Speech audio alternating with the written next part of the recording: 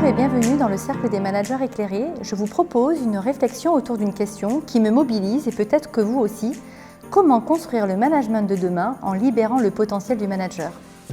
Alors je suis Sandrine Twitou, depuis 10 ans j'accompagne des entreprises et je me suis rendu compte que le travail sur la personnalité managériale avait des fortes répercussions sur le développement de l'entreprise.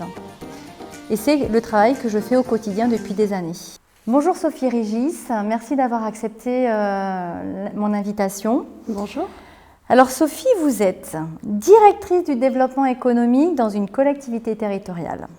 Vous êtes également experte et formatrice en agilité comportementale et en leadership avec la méthode ComProfile. Vous animez également des ateliers sur The Camp qui associent à la fois la créativité et l'efficacité en équipe et des séminaires d'intelligence collective dans Big Bloom. Tout à fait. Et donc vos expertises sont multiples, entre autres l'intelligence émotionnelle, créative et collective. Tout à fait. Avec vous, nous allons explorer la thématique de l'intelligence émotionnelle comme ressource managériale. Alors, pour parler de cette thématique, les émotions sont de plus en plus abordées dans notre monde et dans le monde de l'entreprise. Qu'est-ce que vous pourriez partager par rapport à votre expérience personnelle qui vous a amené en fait à vous former et à devenir experte dans les émotions?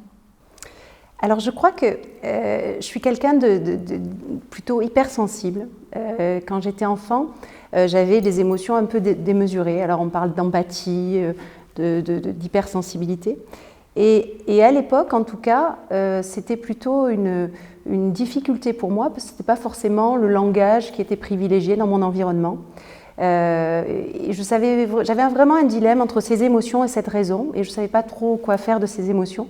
Et à tel point, je pense que je les ai finalement, je les ai tellement emmagasinées et tellement tues qu'à l'âge de 18 ans, j'ai eu une carcinoïde de l'appendice, donc une maladie qui était au niveau des intestins, qui est quand même le premier cerveau émotionnel.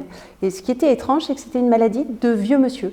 Donc finalement, avec du recul, c'est sans doute pas un hasard, mais je ne suis pas la spécialiste de la question mais pour en parler, mais c'est sans doute pas un hasard qu'à un moment, mon corps m'a fait savoir, en tout cas, qu'il fallait que je fasse plus attention à moi, que je m'écoute davantage.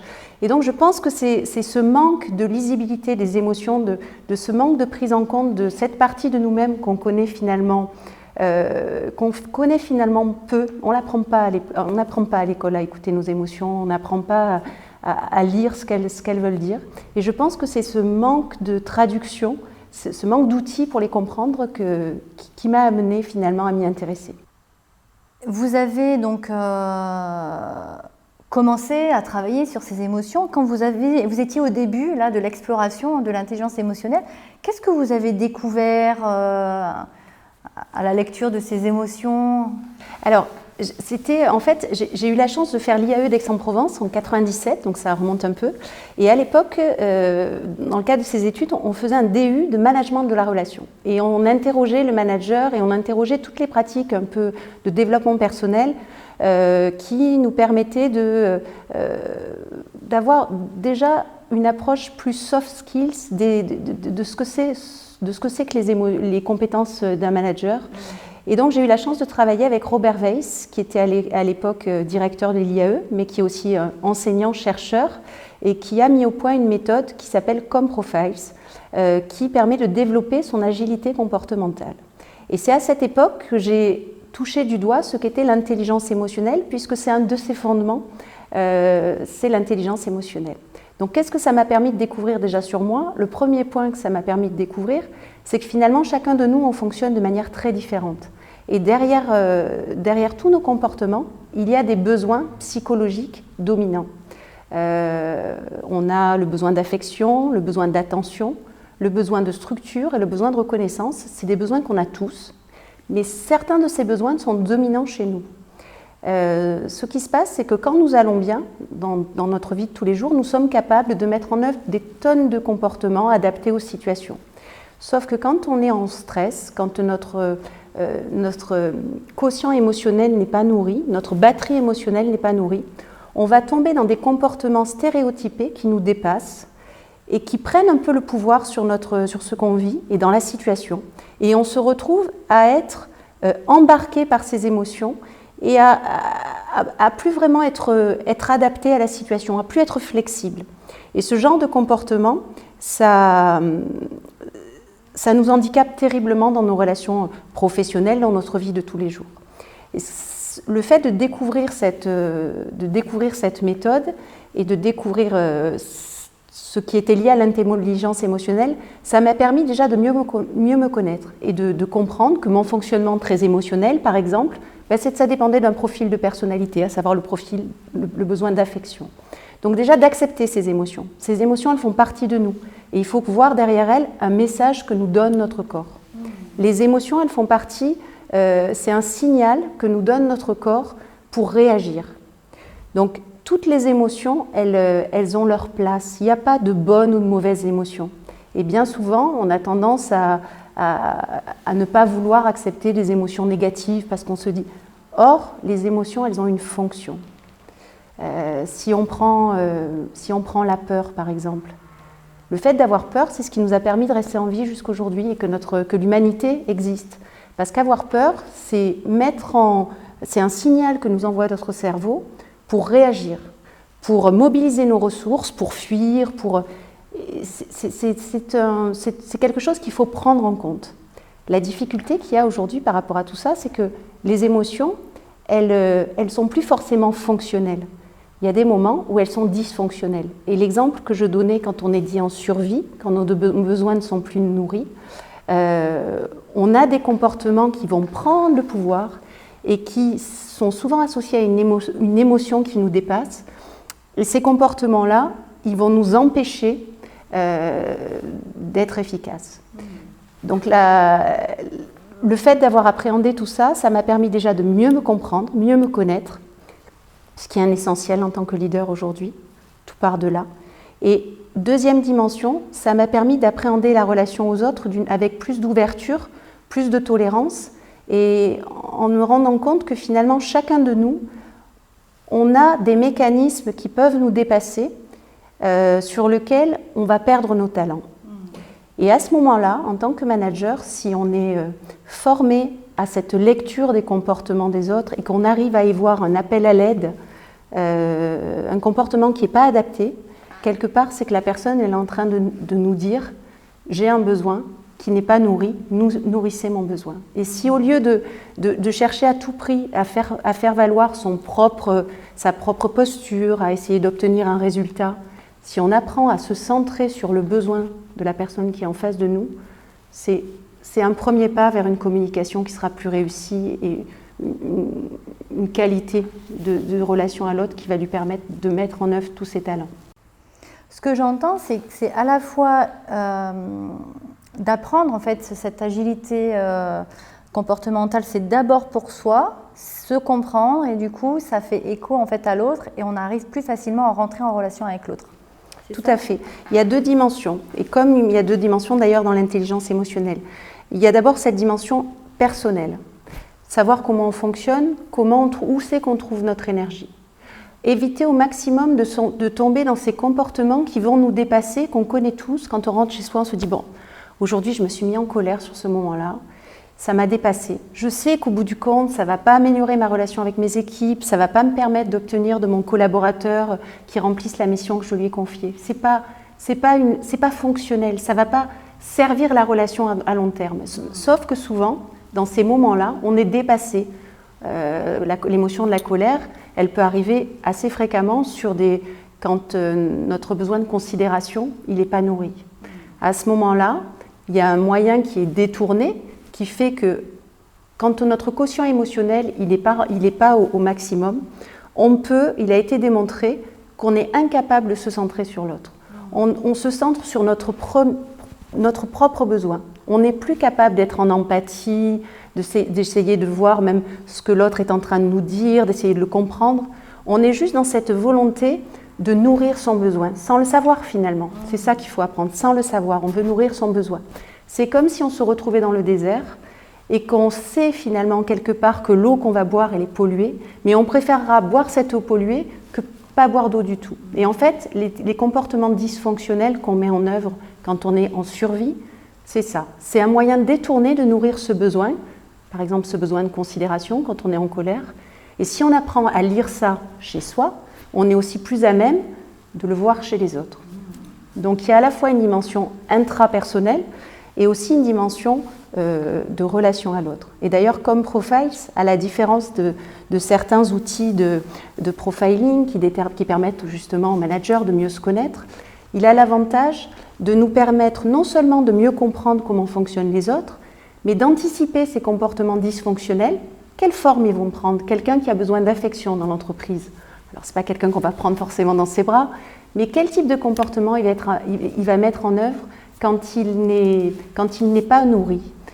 Peut arriver, on entend parler parfois de managers qui sont dans l'entreprise et qui disent « je ne comprends pas, j'ai confié une mission à un collaborateur et puis il ne la met pas en œuvre. Je le relance et ça ne vient pas. » Et donc il va accueillir son collaborateur, chercher à comprendre pourquoi le travail n'est pas rendu.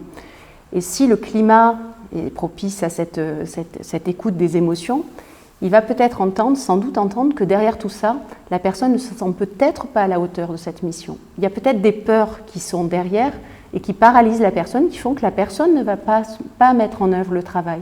Elle va trouver un comportement de fuite et tout mettre en œuvre, alors avec des excuses, pour ne pas aller dans ce sens. Et si on commence à prendre le temps d'écouter la personne, d'aller jusqu'à quelles sont les émotions, tu as peur de quoi? Et cette peur, souvent, les peurs, on ne sait pas toujours si elles sont réelles ou imaginaires. Et donc, prendre ce temps-là de lire toutes les peurs qu'il y a pour avoir une réponse plus juste, pour permettre de dépasser cette peur, c'est un travail d'écoute un peu particulier, mais que, comme Profiles nous permet. Et du coup, c'est en ce sens que c'est une pépite, finalement, l'intelligence émotionnelle, à la fois pour soi et pour l'autre. Effectivement, c'est une pépite. Alors, il faut se souvenir que l'intelligence émotionnelle, finalement, on en parlait peu à l'époque, dans les années 80, c'était les prémices. Ça a été popularisé en 1995 par Daniel Goleman dans son livre « L'intelligence émotionnelle ». Et il est venu avec cette notion-là conforter les approches scientifiques qui commençaient à nous révéler qu'effectivement, les émotions, elles ont toute leur place et elles nous ont permis de mettre en œuvre les comportements adaptés. Elles nous ont permis, elles ont un rôle et elles sont à prendre en compte dans notre manière de fonctionner. Une autre notion qui a été importante par rapport à Daniel Goleman, c'était de dire l'intelligence émotionnelle, elle est plus prédictive de la réussite de quelqu'un, 2 fois plus prédictive même que le quotient intellectuel. Et la bonne nouvelle, c'est pour ça qu'en tant que leader et que manager éclairé, la bonne nouvelle, c'est qu'on peut le travailler. On a cette capacité de développer son intelligence émotionnelle par la pratique, par une ouverture à l'autre, par une écoute authentique de ce qui se dit, de ce qui ne se dit pas, une écoute authentique de nos collaborateurs. Et je pense que c'est un essentiel aujourd'hui par rapport au monde dans lequel nous vivons, qu'il faut réinventer. Alors, à tous nos auditeurs qui nous écoutent et qui nous regardent, quelles sont les clés que vous pourriez leur donner, leur partager pour commencer à se réconcilier finalement avec leurs émotions? Alors, les clés que je donnerais, j'ai envie de dire, pour être dans la logique qu'on a bien sentie, à savoir qu'il y a des clés qui sont vraiment propres à soi, de moi à moi, quelles sont mes émotions. Donc, je vais avoir une première notion sur à titre individuel. Donc déjà, le premier conseil, c'est accepter vos émotions. Elles font partie de vous. C'est fini le temps, je l'espère, ça arrive peut-être encore dans certaines entreprises, mais on commence à vraiment mesurer la place que ces émotions peuvent avoir. Donc, les émotions, elles sont légitimes. Accepter les émotions. Et pour être agile au niveau émotionnel, le premier temps, c'est de savoir se poser pour qu'est-ce qui se passe, qu'est-ce qui se vit là, être à l'écoute de son corps. En 90 secondes, une émotion, elle fait son effet. 90 secondes, vous vivez une émotion et c'est un temps finalement très court pour se dire qu'est-ce que je ressens, qu'est-ce que j'observe en moi et finalement, quelle réponse je vais donner. Et c'est ce petit interstice sur lequel il ne faut pas tomber pour ne pas tomber dans cette réaction qui va prendre le dessus. Et le conseil que je peux donner, c'est déjà d'essayer de bien comprendre comment vous fonctionnez. Derrière une émotion, il y a un besoin. quel est le besoin là, dans la scène, dans l'instant que je vis, quel est le besoin qui n'est pas nourri? Et c'est en nourrissant ce besoin qu'on pourra rendre utile la lecture de cette émotion. C'est en nourrissant ce besoin que plus facilement on arrivera à être agile par rapport à nos émotions et à les canaliser au moment venu. Donc déjà, c'est un point très important. Quels sont nos besoins? Prendre ce temps de repos pour ressentir et ce temps d'analyse. Ça, c'est un premier point très essentiel. Le deuxième, ça va être dans sa relation aux autres. La priorité en tant que manager, et ce n'est pas toujours simple, mais en tout cas, si on veut avoir des communications interpersonnelles efficaces, la priorité, elle doit être donnée à l'autre. Et donner la priorité à l'autre, c'est se dire, je vais porter de l'attention, essayer d'être dans l'empathie pour bien comprendre ce qui se joue. Je vais donner un exemple. Vous êtes avec quelqu'un qui va rentrer dans votre bureau très en colère, alors que vous attendez, vous lui avez demandé quelque chose, et il va arriver très en colère. Naturellement, on aurait tendance à dire, on est en colère, on va réagir. L'émotion, elle est en plus, elle se transmet, donc on a envie d'être dans la même posture et en plus en tant que manager, de dire mais pour qui se prend? On a envie de se... Naturellement, si on ne se contrôle pas, on pourrait se défendre. Si on prend ce temps de recul pour se dire, attends, là la personne est en colère, qu'est-ce qu'elle me dit d'elle? Qu'est-ce qu'elle est en train de me dire? Si le comportement qu'elle met en œuvre n'est pas adapté, et qu'elle est dépassée, transportée par une émotion qui la dépasse, c'est que quelque part elle a un besoin qu'elle est en train de nous exprimer. Prendre ce temps de recul pour se dire, la personne, elle me dit quelque chose d'elle, mettre cette distance en se disant, c'est pas moi qu'elle agresse. Là, elle est en train de me dire qu'elle ne va pas bien. Donc, avec la colère, le conseil que je peux donner, mais on pourrait faire pareil sur la gestion de différents types de profils de collaborateurs, mais sur celui-là, le premier conseil que je peux donner, et qui est bien exemplaire de ce qu'il faut faire, c'est déjà d'accepter la personne en face et de l'écouter avec attention. C'est la première démarche pour lui montrer du respect. L'écouter avec attention, ça va déjà canaliser un peu cette émotion et faire que l'émotion, elle va petit à petit se canaliser, se baisser. Pour aller plus loin, on va reconnaître la cohérence de la personne qui est en face de nous. Reconnaître sa cohérence, ça ne va pas forcément vouloir dire « Ah oui, tu as raison, je suis d'accord avec toi, j'ai fait une bêtise ». Si c'est le cas, il faudra savoir le dire, à mon sens. Mais en tout cas, ça va déjà de reconnaître que la personne, elle a raison dans sa propre logique. Elle est cohérente. Et tout ça, ça va venir nourrir son besoin de reconnaissance. Et quand le besoin, il est nourri, c'est comme si la batterie émotionnelle, elle se rechargeait. Et à ce moment-là, la personne va récupérer une certaine forme de flexibilité et ses ressources pour que vous puissiez obtenir en face une communication pour aboutir et être à votre tour entendu. Merci Sophie pour ces partages riches et votre générosité. Alors je rappelle que nous pouvons vous retrouver sur LinkedIn. Vous pouvez de mon côté me retrouver également sur LinkedIn, également sur Internet, il y a un site Internet. Et le prochain épisode des entretiens du Cercle des managers éclairés est consacré à l'intelligence du cœur comme ressource managériale. Je vous remercie.